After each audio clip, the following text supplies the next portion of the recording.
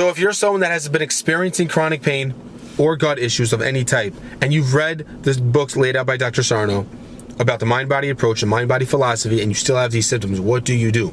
Because you've got the information, you've acquired new knowledge, and that's really what should start the process of symptomatic relief. Why are the symptoms still lingering? So the most crucial thing a person has to know, besides for reading the book, is you have to act on what it says. And the biggest ways of acting on it is no longer keeping to the restrictions that you have kept to up until now, whether it's with regards to pain or with regards to your diet. So you'll see a lot of people with chronic pain, they have a certain pillow, they have a certain cushion memory insole for their feet, or they have a certain brace for their lower back, or they can't lift a certain amount, they don't run for a certain amount, they're only on ellipticals or not on treadmills. All of these restrictions, which I personally have done a lot of them, I myself was in a neck collar because of my neck pain. If you stick to these interventions and suggestions by conventional medical doctors, you're not going to get better. It's going to continue lingering because you're still having the fear and the focus on the body.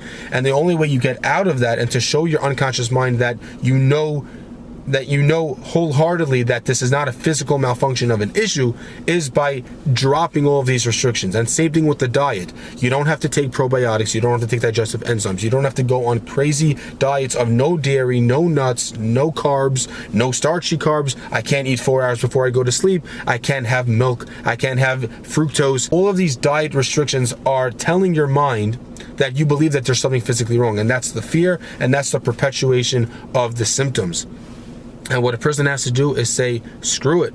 I'm going to go through this. If I have to endure some neck pain and lie in the position that I haven't been doing for all these years and endure some neck pain for the time being, but knowing it's going to go away, then you have to do it. And that's what I've done myself. And you sort of have this conversation with your mind psychologically and telling and talking to it, as we've said in other videos, about how you know that there's nothing physically wrong, and that your unconscious mind is causing these physical symptoms as a protective measure and as a distraction, and that there's nothing physically wrong, and that you're going to continue and resuming your normal day, your normal living like you've always done before any of these symptoms started. So you'll have any diet you like, you'll be active in any way you want, and that will show your mind over time. Now, you might not see symptomatic relief right away, but you are going to see a reduction of your symptoms in severity, and at some point it's going to go away. Everybody's different biologically, our whole makeup is different, and there's no way to know how fast someone's going to get better in terms of a cure.